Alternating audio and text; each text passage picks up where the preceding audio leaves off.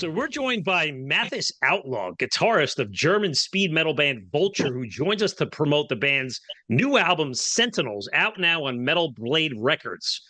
Mathis, welcome to Metal Mayhem ROC. Hey man, good to see you. So Mathis, I am located in New Jersey, not too far from New York City.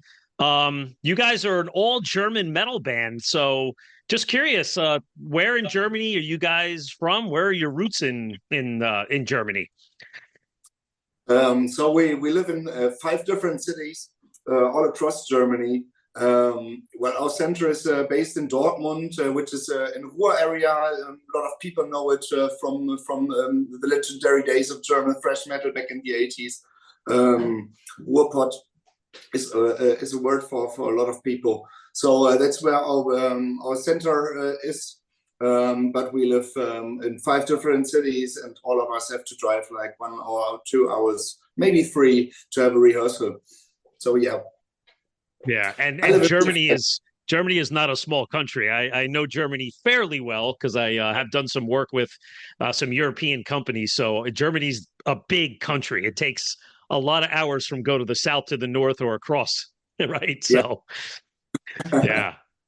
So I'm just curious because when I first turned on to Vulture all about the new album, Mathis, I was initially drawn to the sound. And, you know, when I first looked at the logo, I said to myself, wow, I don't know if I've heard of Vulture, but I looked at the logo and I said, okay, I like this here because it has a very vintage looking logo. And then, of course, when you go to the music, I'm 53 years old and I closed my eyes and I said, oh my God, I feel like this is a modern day heavy metal thrash band that could have been born in like 1983. I hear so much great stuff from influences like, of course, old Metallica, but maybe more importantly, like Venom and Exodus and King Diamond. So, you know, before we talk about the backdrop of Vulture, maybe for you, talk about your heavy metal influences, who you love, who you grew up on, maybe who your family played in the house. Cool. Yeah. So when I started listening to heavy metal, I think I was like 12 years old. I started way back then listening to chart music.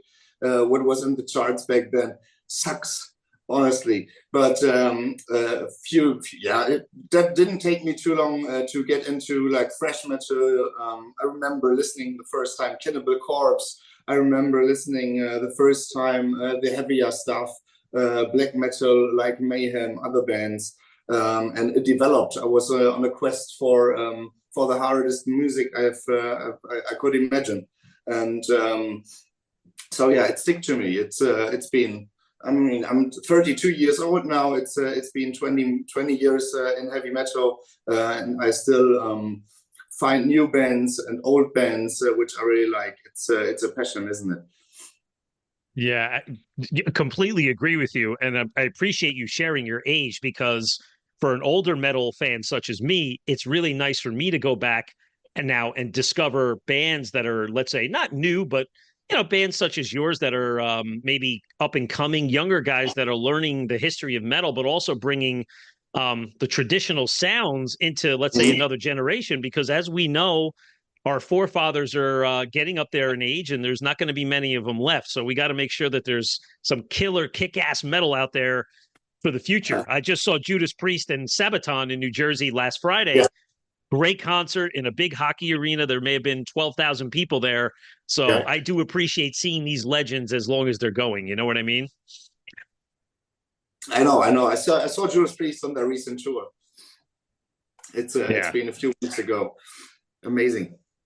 Yeah, they were really, really good, and their new album is just totally killer. They just keep getting better as years go on. But talk about the sound of the band because again, this is where again I'll say it again. I mean, when I saw the images of you guys, I had a laugh, but I say that in a funny way because everything is like leather jackets with studs, cut off sleeves, you know, the arm bracelets have like the leather stuff on there. I mean, you guys, all of you have mustaches, you know, I swear to God, it's funny. It's very, very, again, it feels like 1983 to me. And I don't know if it was intentional or not, but even on the mix, the sound mix of Vultures, it kind of has that, you know, it's like an echoey feel to it. It's something like, again, if you were to turn on Metallica or Overkill or Anthrax or, you know, Megadeth from that early period of the 80's, all of those albums had that sound mixture. So maybe just talk a little bit about the vintage approach to your sound.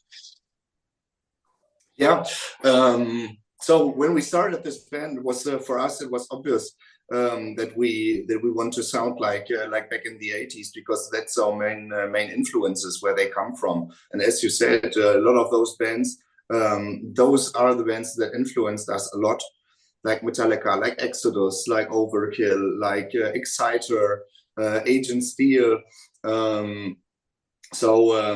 That's what we wanted to sound like as well. And we back then, when I think of our very first demo, we recorded it with Marco Brinkmann, who's still our producer even today. We went to the studio and recorded in 1 weekend. We recorded 4 songs and mixed them, and drove home with a full master.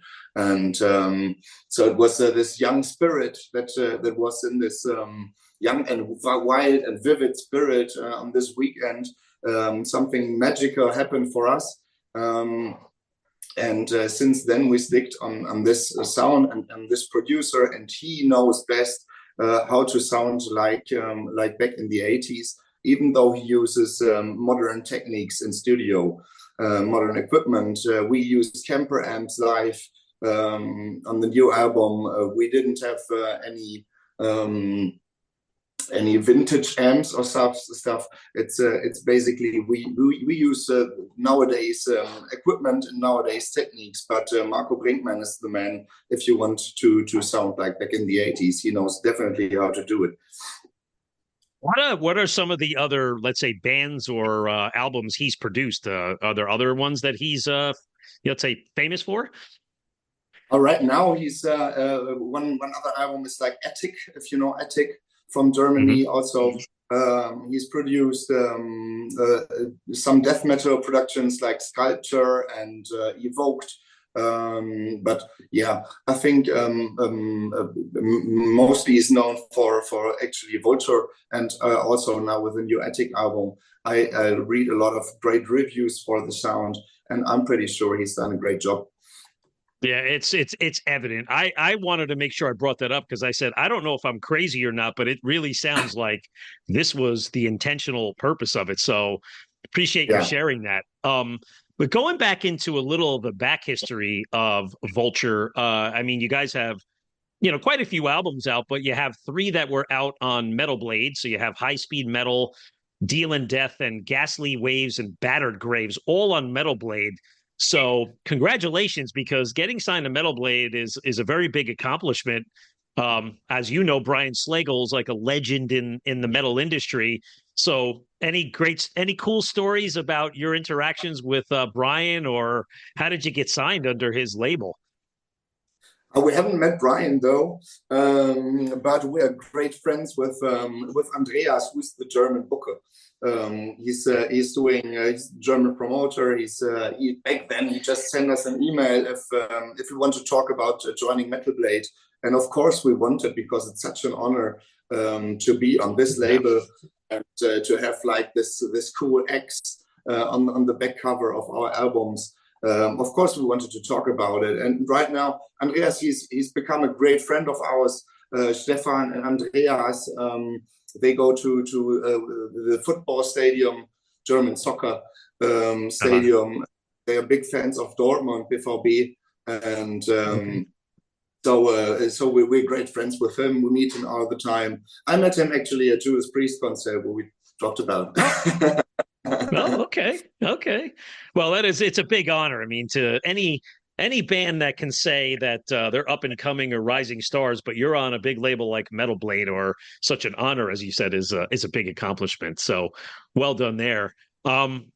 as we get into the album, because I want to cover off on a lot of the songs, but let's talk about Sentinels in general. So, one thing again that I notice is some of the artwork and some of the imagery that you use. It's not uncommon on your albums to have, let's say, an axe or a dagger or a saw blade. And let's say on Sentinels, you have the cover is so kick-ass because it's kind of a knife with an hourglass in the background, and it's kind of going through being stabbed through the chessboard.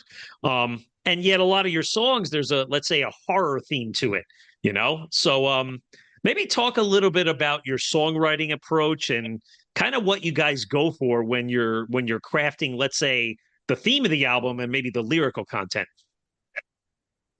So yeah, when we write songs, for us it's important to think back not only what influences us, like the bands we mentioned earlier, like Slayer, like King Diamond and stuff, but also think about what influenced those bands and try to dig this approach to our songwriting. And we come back to proto heavy metal, we come back to Judas Priest and the 70s albums, we come to the new wave of British heavy metal, and that's what we are listening to when we write Vulture songs.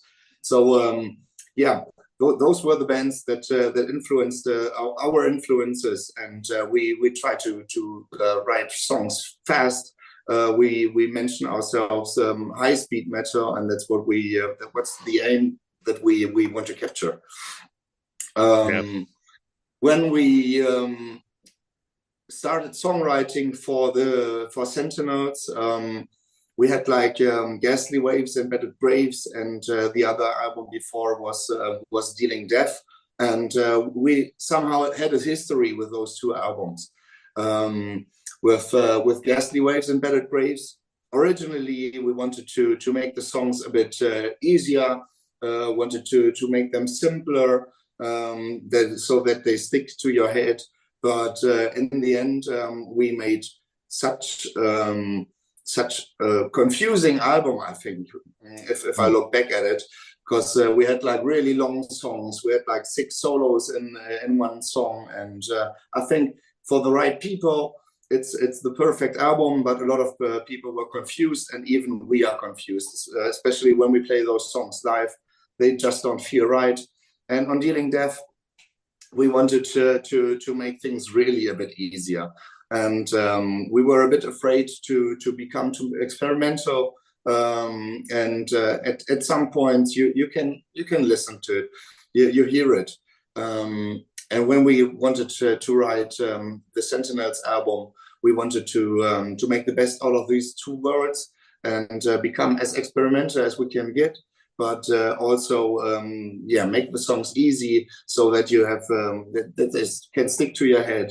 Have cool solos, cool choruses, big choruses also, and cool riffs. Just, I think we did a great job on this album. I'm pretty sure it's the way we originally wanted to sound like for the last, I think, at least 3 albums. We wanted to sound exactly like Sentinels, and now we got it. That's good. Well, it takes time, right? You have to go through many albums and lots of playing live and lots of writing together to mature as a band. And every album is your next best product, right? Until the next one comes along, right? Of course, as the analogy goes. But going back to the let's say the graphics and the artwork, do you have a certain person that you use to design your covers, or maybe somebody in the band that does the album art? When it comes to the cover artwork, we worked with Mario Lopez for the first time. He's a painter, and we got in touch with him because we had like this idea of the cover artwork, and felt like he's the right person to paint it for us. And actually, we just stretched some pictures by ourselves and sent it to him, and it was pretty amateuric, I think, but he made the best out of it because he understood what we wanted.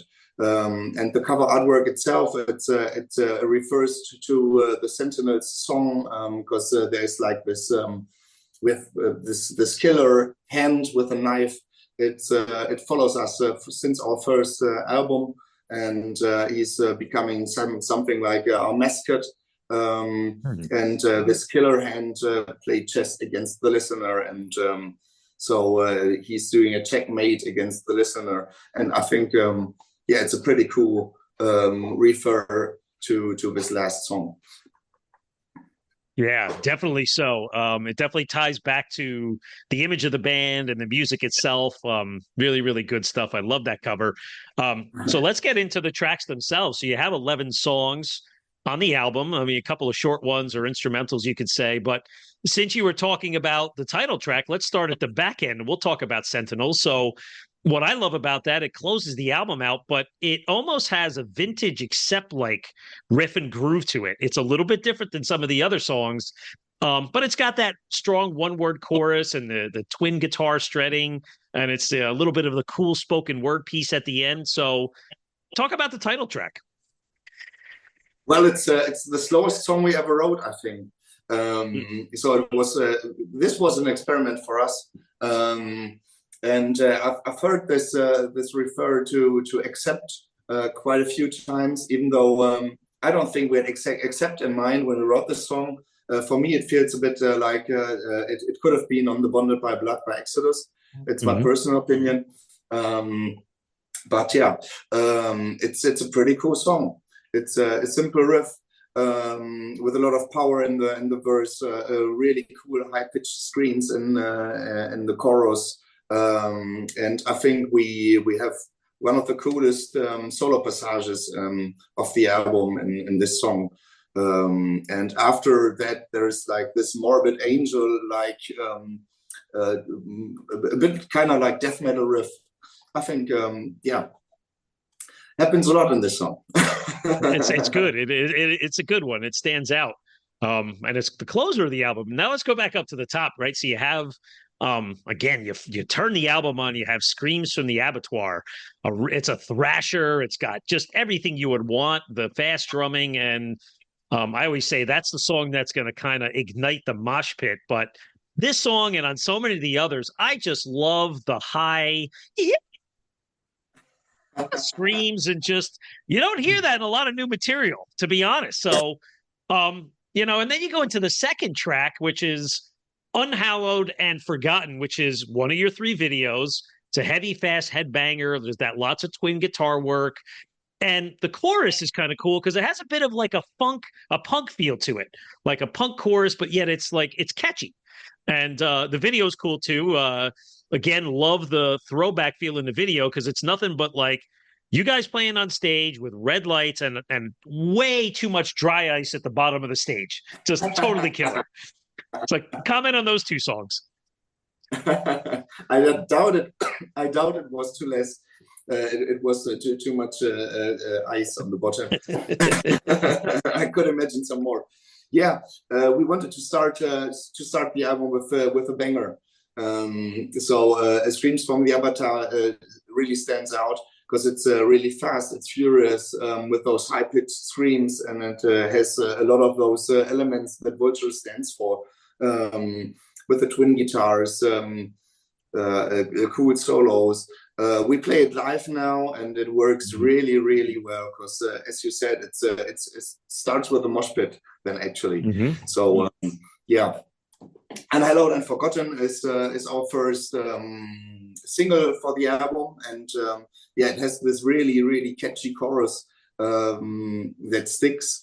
I think, yeah, for me, it's one of my favorite songs from the album actually, because we never had like this one of a banger. You can raise your fist, you can sing along. And for us, that was really important when we write choruses for the new album, that you can sing along with them. Yeah, they do. They draw you in, and they're noticeable too. I mean, of course, on the next track, which is a big track, Transylvania, which is your kind of short instrumental leading up to Realm of the Impaler, which is another video. But again, the track, I describe it as like just kind of frantic. It's frantic and it's exciting. And when you watch the video, you guys are, you're all over the place. There's kind of skeletons hanging. There's, blood on your face. And it's, of course, a story about Vlad Tepes. But it's just another song with a good bridge, a good chorus. Love that I hear that a little bit of Steve Harris, early 80s kind of bass playing, and just a lot of signature changes. So I could see why you picked that one to be one of your videos. So maybe comment on that track and video. Oh, we had great fun recording the video, actually. It was the second video we recorded all by ourselves. So we had this and the Oathbreaker video we recorded all by ourselves. And especially on this video, Andreas, our bass player, he used a lot of time to build these corpses. We built them on himself and watched like YouTube documentaries, YouTube tutorials, how to get like Halloween decorations to look like really horror movies and stuff. So we used quite a lot of time to build these corpses, and we have these really cool theater walls behind us in the video. He also built them on himself. So it's a lot of blood, sweat, and tears, I think, in this video. And it feels good to all do it by yourself. I think that's not very common nowadays. Pretty cool, man. And hopefully you guys keep those in storage somewhere and you bring them out, because that's a nice piece of art to have go forward with you. Yeah, put them up on stage, right? Yeah, absolutely. I'll have to take a look at YouTube and see if I can find any live clips and check those out. But again, let's jump around a little bit. But the song Oathbreaker, which is your latest video, again, that one's killer too, because it's got just a vintage sounding metal track with that big chorus. In that video too, it's like you guys running around. It looks like you're on a quest with these kind of paper torches, and there's fire burning, and you got these maps, these decrepit maps that are like crumbled up and faded out, and you look like you're looking for something. So, and even that eerie or cheesy sounding organ in the beginning, that wah. So it's a cool one too. So what's the story behind Oathbreaker? So Oathbreaker, we recorded the video back in the studio, actually, because when we were in the studio to record the album, it was all of us were in the studio, and we had like a bit of time left for because only one person is recording at a time, and we thought like, hey, maybe it's a cool idea. We can use the rehearsal space we have here left. We can use it to record this video, and then suddenly we had this idea. Maybe it might be cool if Leo is on a quest for the oath to break it, and we have this knife, and he's breaking the oath with a kind of adventure. When we drove to a castle near to Dortmund. Where we recorded some stuff for the video as well. So yeah. Well, you can see how you listen, I'm impressed because you take your brand very seriously, from everything from the graphics to the vintage look and feel, and how you guys dress and the song style you make and the theme in the songs and the lyrical content and how you present the message of the band behind the videos. You can tell you guys are really have your heart in the right place, man. So that's badass. But the album's great. I mean, there's a couple other good ones on here too. Draw Your Blades. I love that one. The chorus is great. The simple chorus, draw your blades. Now it is too late. And the big laughter at the end. And then the sixth track, it was funny. When I saw the title, I said, oh my God, are they doing a cover of the Faster Pussycat song of the same title? But then I closely listened. I'm like, it's not the same song. Where there's a whip, there's a way. So talk about those two songs. Where there's a whip, there's a way. A lot of people thought it's our first song about sex, but it actually isn't. It's from a movie from The Lord of the Rings. From I think it's 82 movie. I'm not really sure. Maybe 70s. and the orcs say, "Where there's a whip, there is a way," and then they use the whip and do a whiplash. So it's actually a song about the Lord of the Rings. And meanwhile, when we get to read a lot of reviews and talk to a lot of people, and I think this one's maybe the silent single, because everyone says it's one of the best songs on the album, and we discussed about this being a single too, and another song made the race. Yeah. I think, yeah, a lot of people say it's one of the best songs on the album. So which other song was it again? Sorry. We were talking about Draw Your Blades. Yeah, Draw Your Blades has like this really cool King Diamond vibes, I think. Yep. With the high-pitched screams in the verses, Leo's doing as high as he can. Yeah, quite a cool song, yeah. Yeah, I'd agree with that too. So really every song in the album is good. You know, a couple of the other tracks, Death Row, and maybe the other track worth calling out is Gargoyles, because to me that one stands out as well. It's just fucking heavy, man. It's just heavy. It's a little bit slower pace, but certainly not slow. It just got it's a dark track with a big main riff. Just heavy, great bass, great drums. Another standout track. Yeah, man. Thank you very much. Yeah. Anything? What's the Gargoyle stand for? Any significance behind that title? I'm not really sure anymore, actually. Yeah. It's certainly a lot of people think it has something to do with the Gargoyles series from back in the 80's. But actually, we're not too into it. So we were discussing about cool and eerie, spooky, like animals or something, and we came about gargoyles, and it's a cool song title. So we wrote a song about them.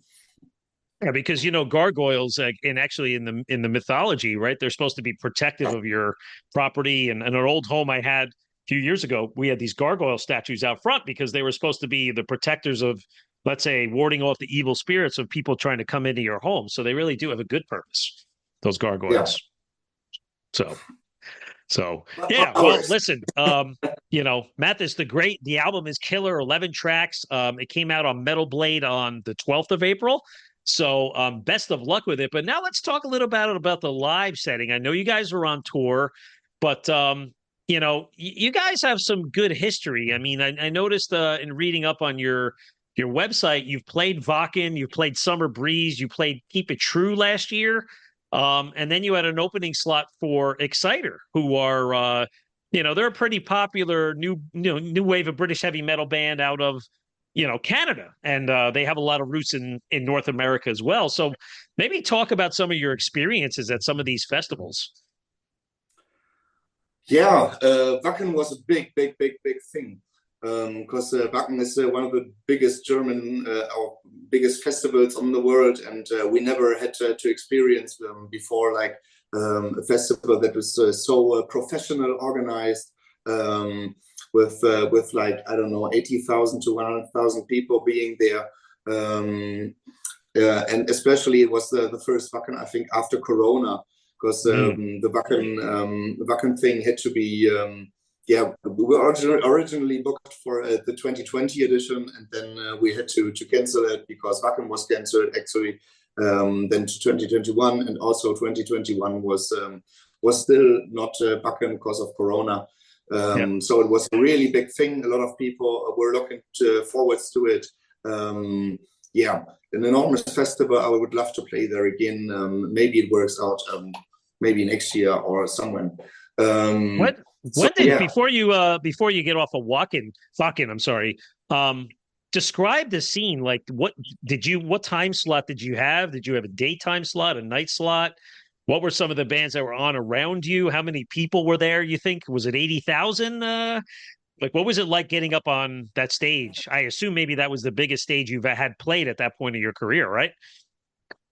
Yeah, it was like I'm not really sure. I think it was like 6 or 7 thousand people, maybe. It's they have quite a few stages at Wacken. You know, there are those two main stages right next to each other, and then they have like two smaller stages also next to each other. Like back when I was a visitor at Wacken, it was, if I remember it right, it was 2008 the last time I went as a visitor. And back then, those two smaller stages were like the big stages. They didn't have those massive, really big concert stages back then. So for me, it was quite surprising to see how this developed also. And I think I missed out like 3 stages or something. They had like one middle-age themed stage, one smaller stage also, and the stage we played on, which had like a Mad Max vibe to it. Like the Mad movies, there were like sculptures and stuff. So really cool, decorated. So we played for around just, I don't know, maybe 6 to 8,000 people. So really big crowd, and yeah, such a great weekend. We saw so many great bands, like we saw Venom Inc., we saw Mercyful Fate, we saw Judas Priest. So we had really big fun on this massive event, because Wacken is a place where you can find like any niche for heavy metal. Like, as I said, like middle-aged themed folk rock or something. I don't know. I'm not too interested in that. But you can also find a lot of like 80s heavy metal bands, 80s thrash metal bands, death metal bands, and so on. So it's a great place to be. Yeah, the Wacken, I have not attended Wacken. I've attended Sweden Rock once in 2012, and also did a couple of smaller festivals. Well, not small, but one that was called Arrow Rock in the Netherlands, and then also something that's one of them in London at one point. But, you know, as an American, I can only recommend that anybody in America that has a chance to go over to, you know, Germany or Belgium or anywhere in Europe to see a summer festival in June is, and now, you know, there's festivals coming up even later now, you know, like in Belgium, they have the Alcatraz Festival. It's a destination you have to do. And I hope to get over there again someday and see another one. So the other one I wanted to mention was the Keep It True Festival, because you'll find this interesting. We have had quite a few guests on our show that have played at some of these festivals. And I saw that the one you were on last year had Sereth Ungol and Slaufeg. I just interviewed Adrian Maestes from Slaufeg for his new band, Hands of Goro, only a couple of weeks ago. And, you know, Sereth Ungol has Jarvis from Night Demon. We're friends of him, friends of the show. And, you know, Riot 5, as well as Witch Slayer played on there a couple of years ago. So it looks like a really cool festival because it's not as big and it's in like a smaller venue. But talk about your experiences playing at that one last summer, or spring, I should say.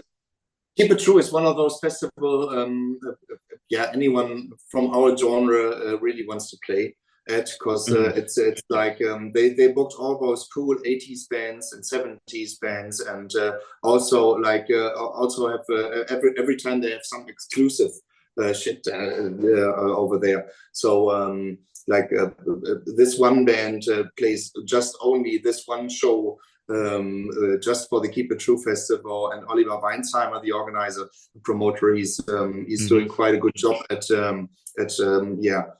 talking to bands from back in the days. So it's really a great festival. You see a lot of people from a lot of countries. We talked to people coming from South America. We talked to people coming from Asia, even from Africa. Some people joined the festival. So it's a festival with a great name that stands out. So for us, it was an honor to play there, to be asked.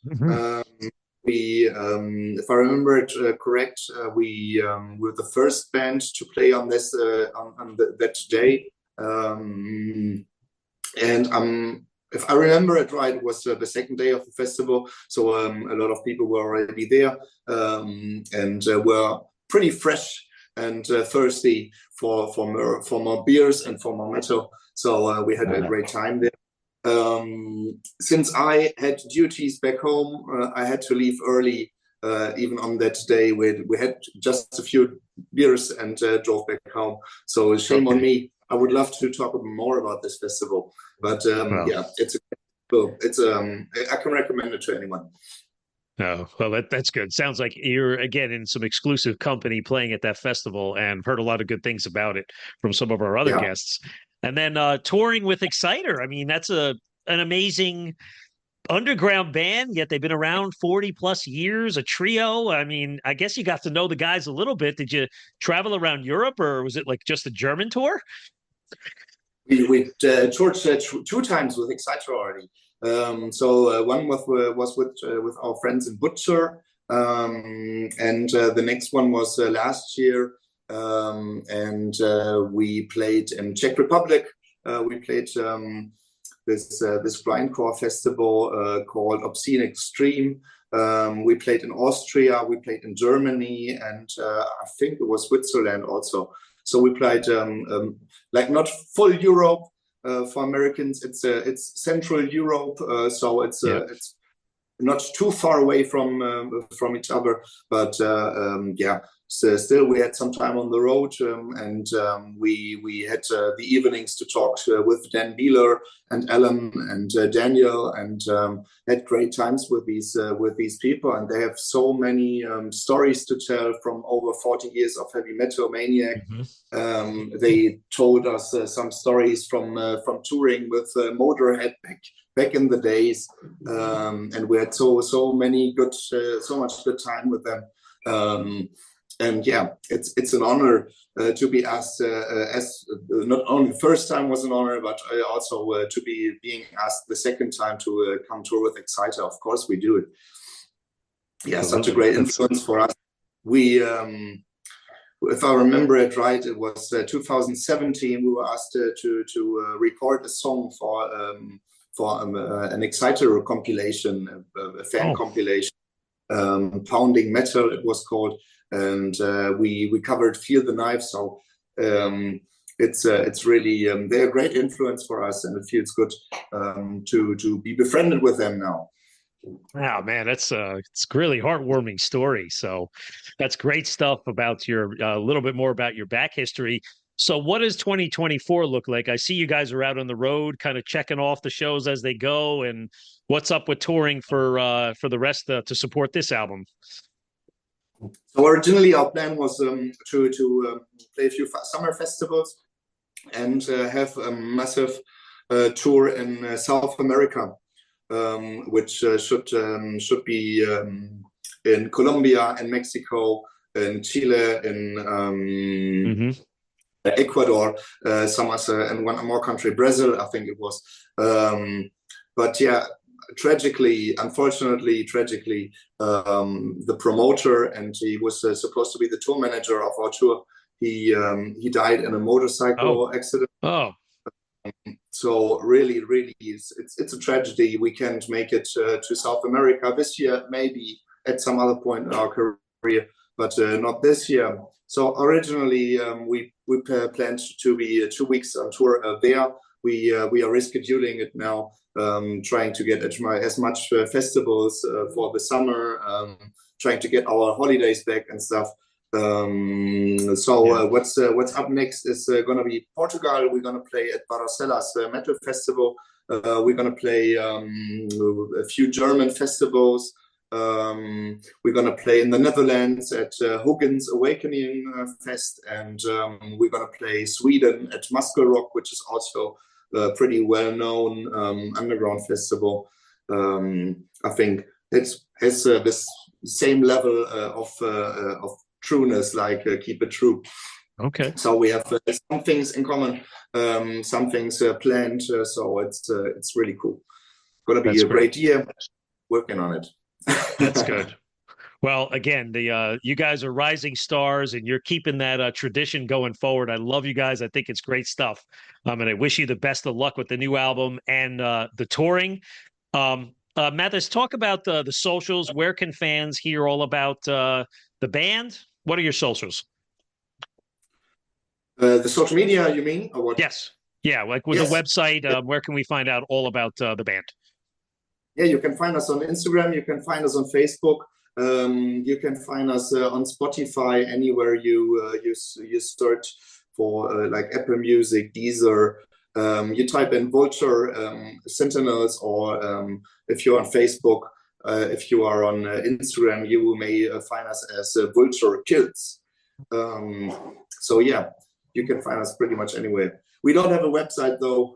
We used to have it, but at some point we felt like there's no one entering this website. It doesn't. It's not useful for anyone. So we're just on the social media. Okay, makes sense. Okay, well, this is great. So just a reminder, go up to our website, metalmayhemrodc.com, and join our community by signing up for our email newsletter, as this is the best way to stay updated on new podcasts and learn all about new bands such as Vulture. You can hear about our interviews on our YouTube channel and any CD and concert reviews we may have posted as well. And of course, stay tuned for our live radio show on Metal Devastation Radio, which premieres every Monday.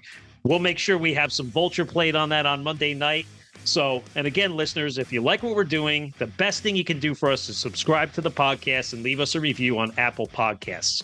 So for my guest, Mathis Outlaw of the killer metal band Vulture, I am Metal Walt, and this is Metal Mayhem ROC.